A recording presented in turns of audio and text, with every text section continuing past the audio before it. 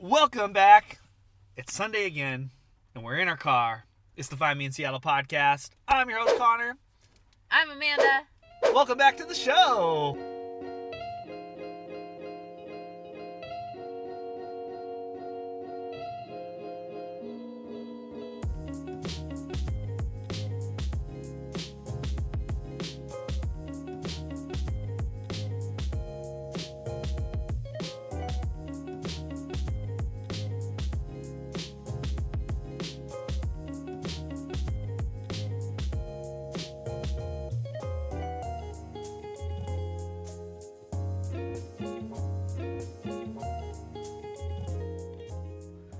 What are we doing today? Where are we right now? We are at Golden Gardens.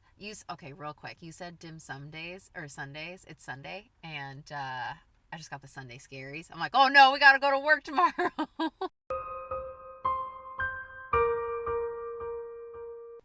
But we are at Golden Gardens enjoying this nice overcast rainy day, and there are people oot in a boot. And I love it. I love that people are out regardless of the weather. Yes, if you're ever out looking for a place to dine your car and you're in the Ballard area, Golden Gardens is great. If you can get one of these good parking spots that looks out onto the water, it's very nice. There's people in their sailboats out there right now. What's really funny is that it's raining, so the windshield is like covered in rain, so it's like very blurry view.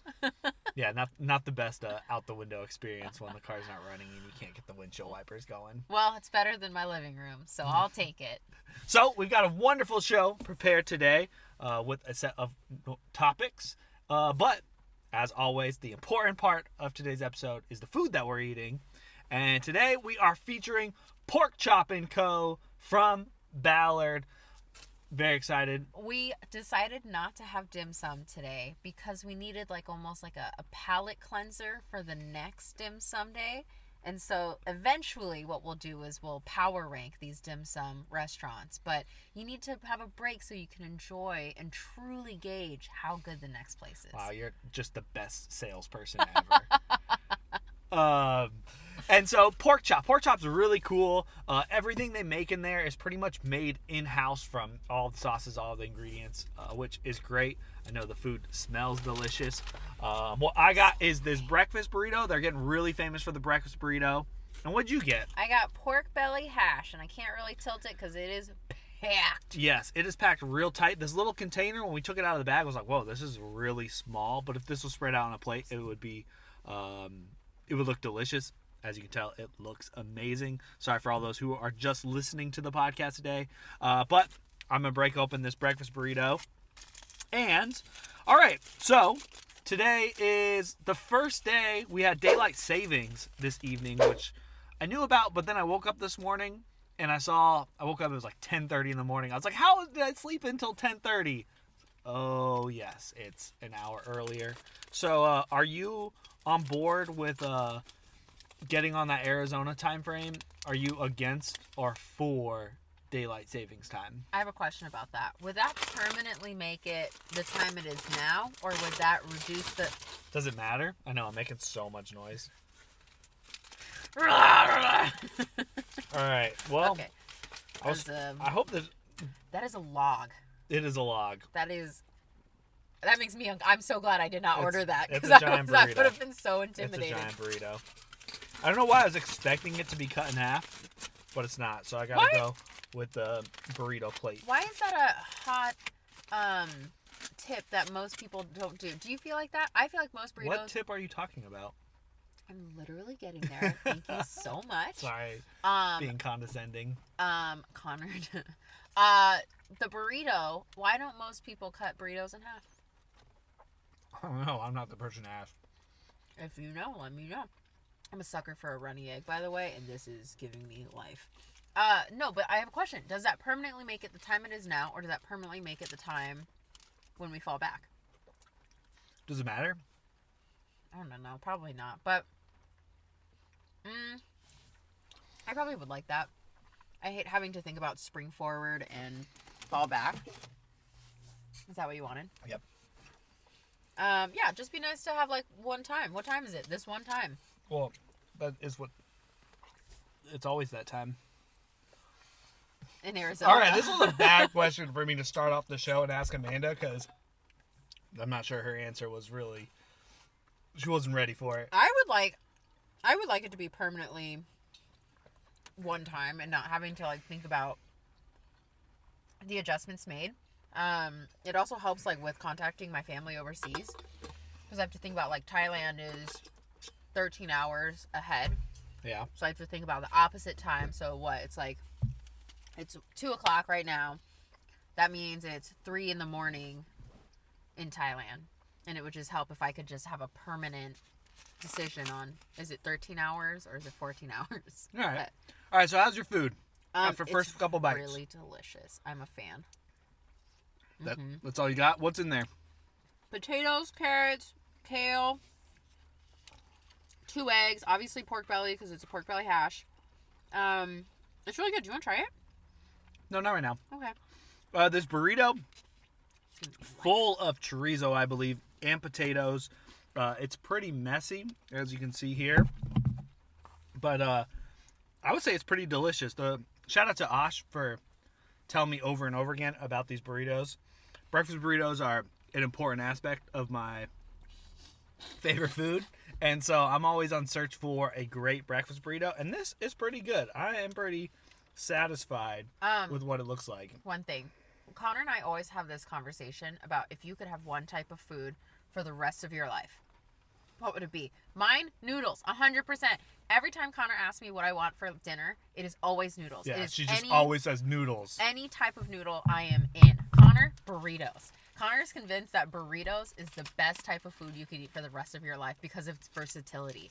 And I immediately think, like, how come noodles don't get that same treatment? It is so versatile with, like, think about lasagna. That's just one sheet of noodle versus like, you know, ramen versus udon versus like, there's just so many. Anyways, but burritos, it's very like.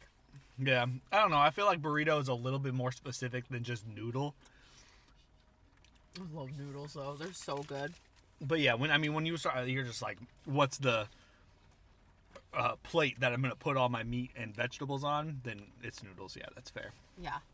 Okay, so let's talk a little bit about masks, right? So we are 1 year in to the panini, and masks are now just like part of our daily lives. Yes. And you and I get this compliment about these masks that we wear all the time. However, before you jump into the mask, let's just talk about the transitions that we've gone through with masks over the last year to how we got to these wonderful masks that we want to show off in the show. Yes. So when I think we said this last episode where we were getting on a plane to go to our destination wedding, we had to like scramble to find these like N95 masks like that you basically use for painting.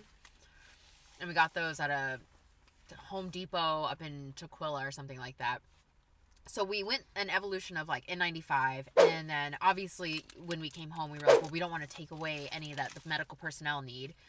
So then we shifted to these cloth masks, and I think that we had, I think we got a couple from various local Seattle businesses. I know we got one from like Marnin and Sailor in Pike Place Market. They have like a really cute cat donut one.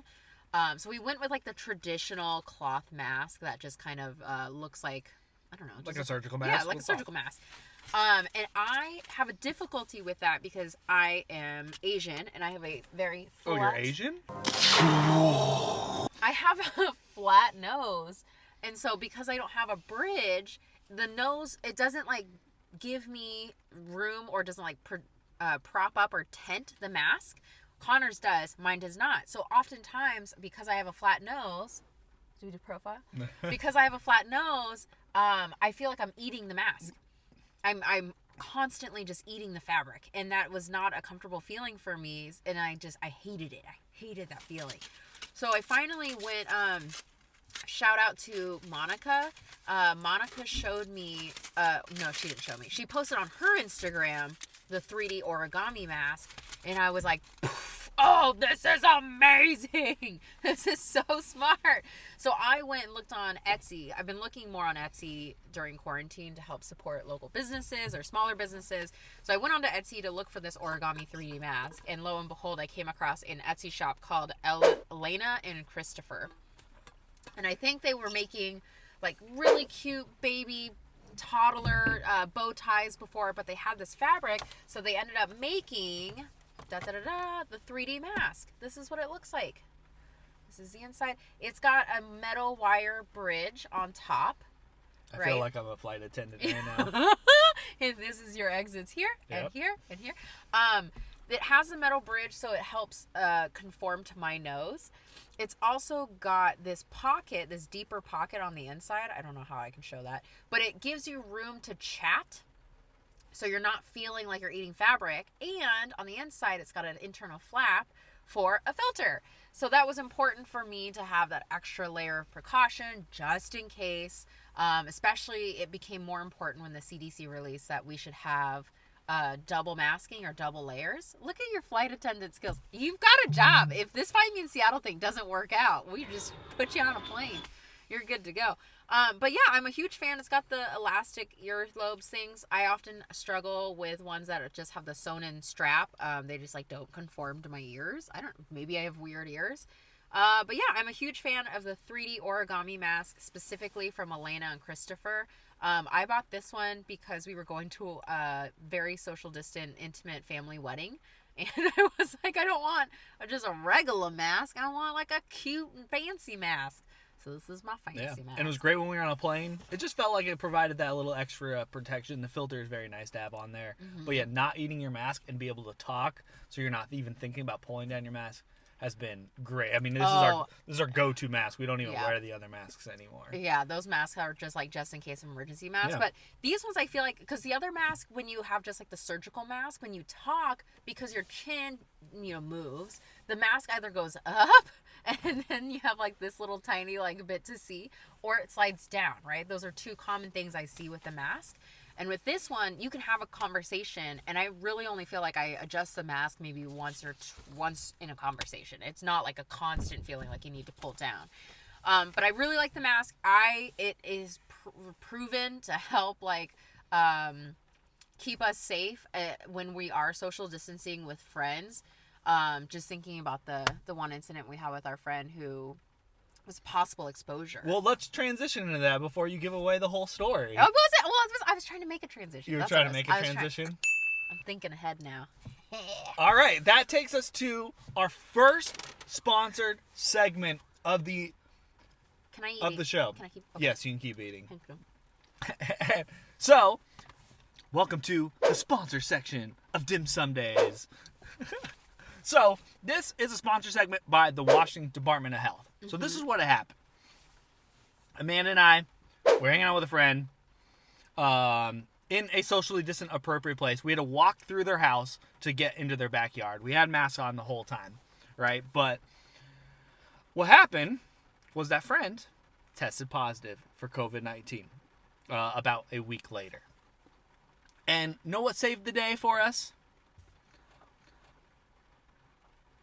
What saved the day was the mask for sure. But we got these post notifications a couple days later from Washington Notify.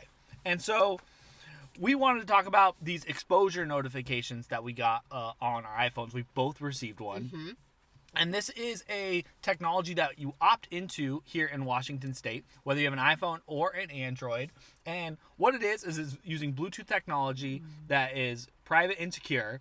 And it will sense if you are within 6 feet of another person who also has the app turned on. Mm-hmm. And if that person tests positive for COVID, they pretty much can check a box or opt in, and it'll send a notification out to everyone else that came within a 6-foot proximity to that other person's phone. And so we got it. And it was just a notification like, hey, someone you've been near is tested positive for COVID-19. Here's some steps to go take care of it. So we got these notifications. We made sure to go and get COVID-19 tests for ourselves. We ended up testing negative. We did do kind of 2 weeks in our own personal quarantine just in case to be safe. But it was so great to get this WA Notify notification that said, hey, you were in, potential exposure. And that was really relieving to see, that it worked, right? We turned these on a while back. Yeah. I remember having a conversation with some old work friends, And we talked about like, oh, this new iPhone feature came out, and we all have iPhones, so this new iPhone feature came out, and we're so excited about it, and we tried to turn it on, but it hadn't yet come to Washington. And so finally, when Washington added that feature on, we all went and immediately turned it on, because we were like, well, I want to know if someone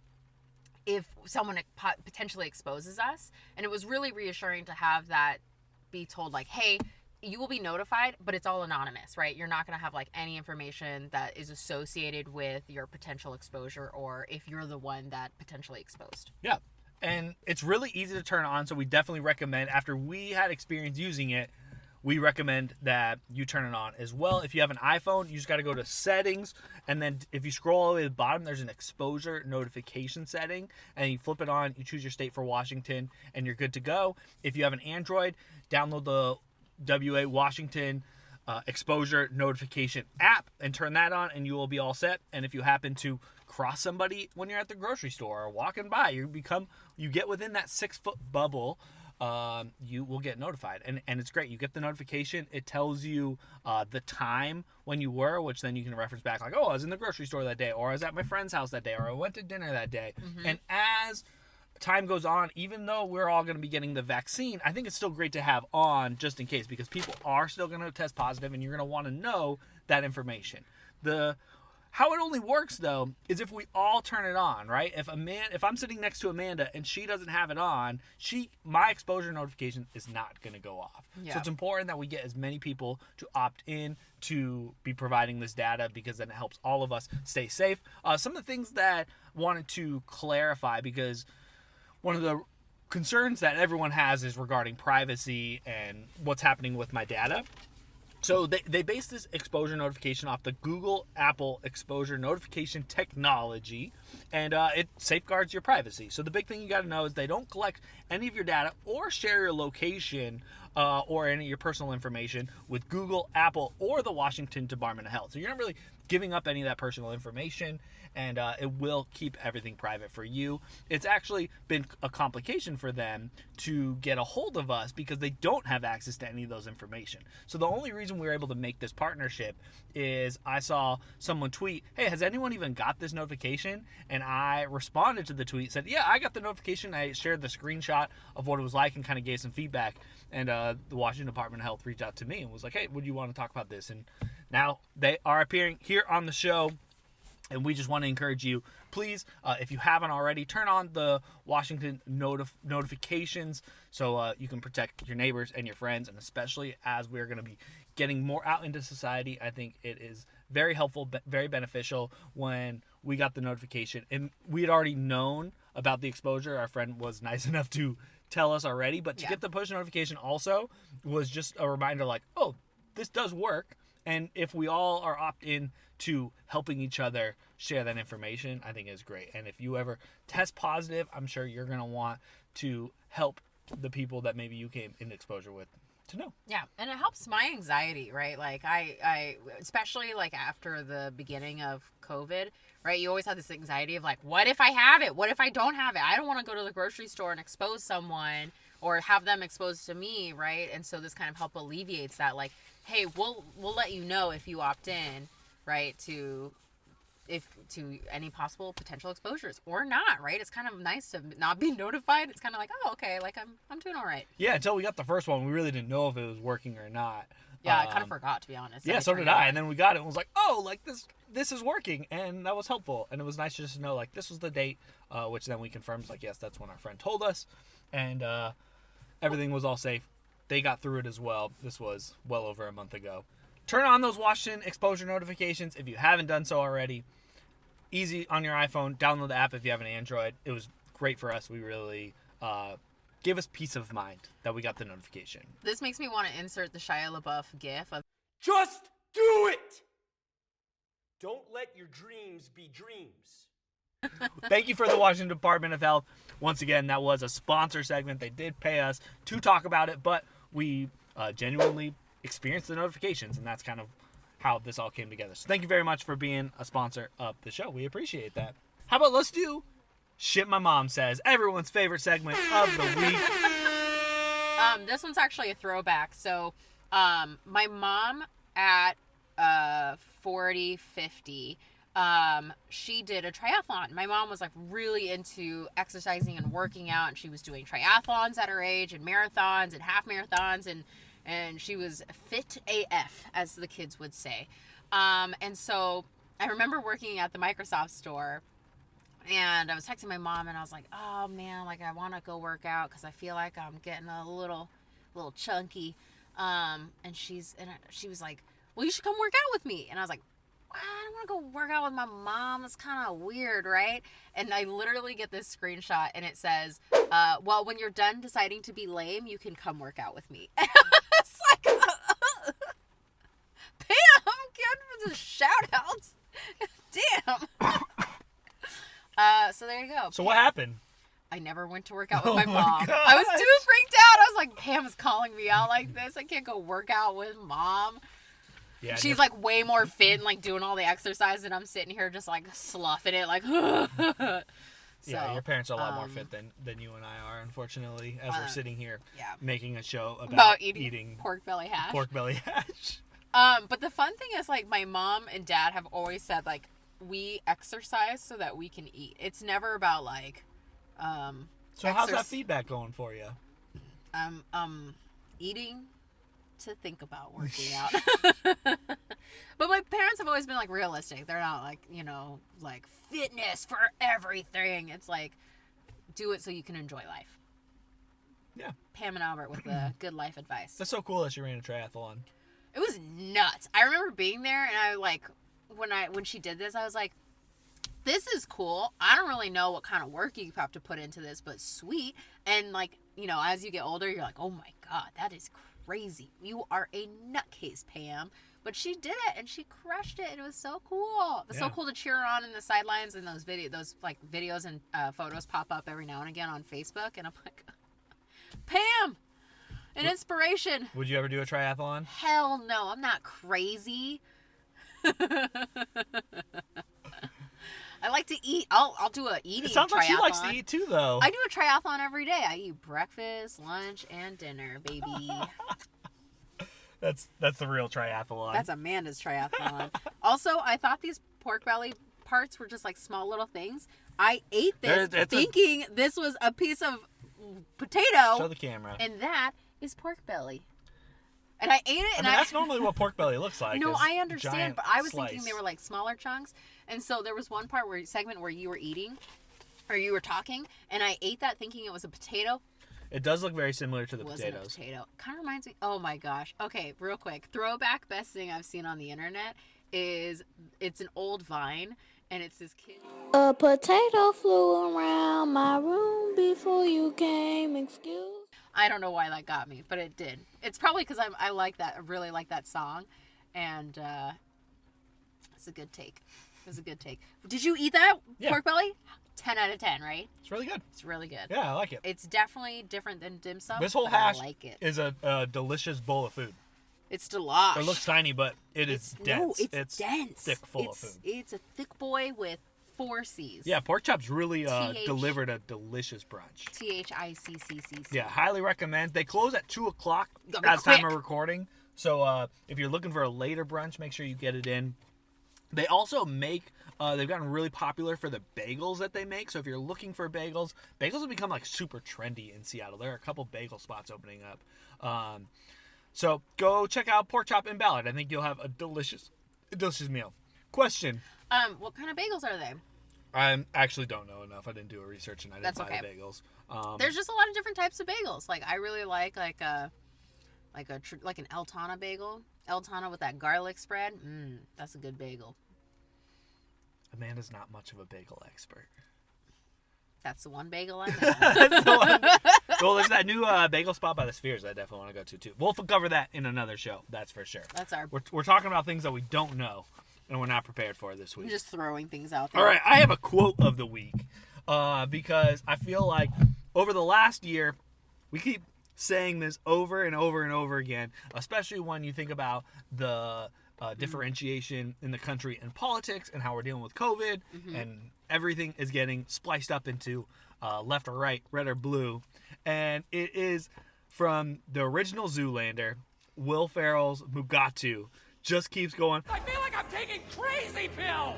And how many times have we said that over this last year? Like every week we say it with some different thing, whether it's the show or something silly we're talking about here, or something in politics, or something going on, locally.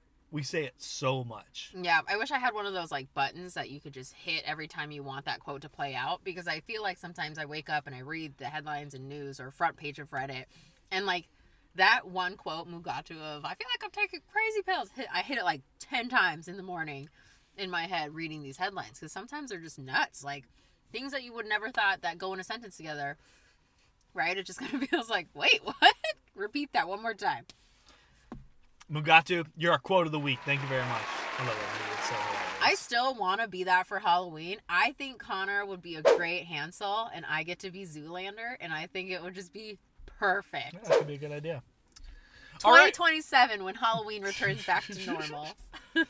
All right. I know you prepared, as we do at the end of every show, time for Amanda's fun fact of the week. Fun fact. Also, she was briefing me with some of these fun facts, and I rejected like 4 of those fun facts to start with. Think they're fun. Other people may also think that they're fun. Well, she wanted to throw out another like hair shampoo fun fact like she did last week, and I just say it? Rejected. I'm Nope. just gonna do What's both. the real one? Just, Nope. okay. What's the real one? The real fact of the week is that bacteria in your mouth cause cavities, right? So what people are recommending is to find a gum or substance or whatever that contains a sugar called xylitol. And xylitol helps eliminate that bacteria in your mouth that cause cavities. So you can find gum that contains xylitol that helps reduce cavities. So gum that you can buy is like a Pure, P-U-R. Trident also has one. Ice Cubes also have one. But yeah, make sure that you look for gum with xylitol, because that will help reduce your chances of cavities. I hate gum. Chewing gum is probably one of my biggest pet peeves. People chewing gum out loud and making noise and like making that smack sound is just one of the most obnoxious things in the world to me. I notice it and it drives me freaking crazy. Connor does not like gum. I really like gum. So when we first started dating, I would chew gum, and I like to push Connor's buttons. Connor likes to push my buttons. So when he would be like, you could tell he was already on edge with my gum chewing, and then I would just make it a little louder every time. Just, and then at that point he would make me spit it out because he was already so annoyed. I was gonna insert a joke about I'll give you gum and then you won't stop talking. I don't have any steam buns today, so. No steam buns today. No steam Oh buns. man. I know. Well, I guess that's the end of the show. Thank you so much to Porkchop in Ballard. If you're looking for a brunch idea, get a breakfast burrito or a hash or a bagel. Absolutely delicious. You can call it in, or sometimes they allow order online. Thank you to the Washington Department of Health for sponsoring the show. Turn on those Washington health exposure notifications. And thanks to Mr. and Mrs. Lim, as always, for being a special quote guest on the show. Thank you to my lovely wife, Amanda, for being on the show and helping and being brave enough to do this thing. And you've been behind the scenes of Find Me in Seattle for years. But after we did those wedding podcasts, we finally got you in a year later. Yeah, I always like to say that I'm actually the Find Me in Seattle, because I'm the one taking a lot of these photos of Connor and a lot of these food of Connor eating photo. Yeah. Anyways, in conclusion, I am part Find Me in Seattle. You're like a big part now. I'm a big part. We do this just for fun. This is, we do this to entertain ourselves, and then also to entertain others with our ridiculousness. So thanks for participating. And I always say this is to entertain our future children, so they get to know who we were when we were, they can look back at what we were like when we were 30 years old before they existed. I'm so excited to have guests in our car with us. One day when it's safe, we'll put someone back here, or we'll sit somewhere else, and we'll expand the show. Yeah. If you're vaccinated, maybe. Well, that concludes the show. Thank you so much for joining us. Please like, subscribe, share. Let us know. Leave us a comment. Next week, we're going to try to do an Ask Me Anything. So please send us any questions that you have if you want to get to know us a little bit better. We'd love to hear from you. Thank you very much. See ya.